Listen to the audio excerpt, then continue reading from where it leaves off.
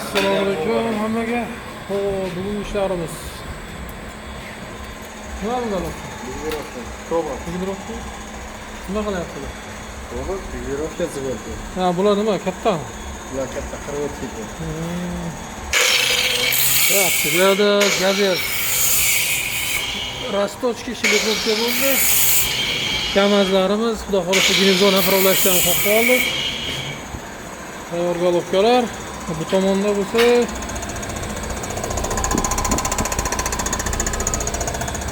skuterda, suvda yuradigan skuterlarni kelgan.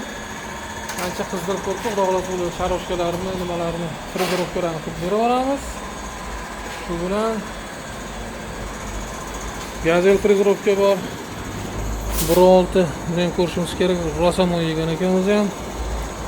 Bu 1.6 lasettimiz tayyor, xudo xolasa. İşte kelaverasizlar, xudo xolasa ishlaringizni qilib chotib ketaveramiz.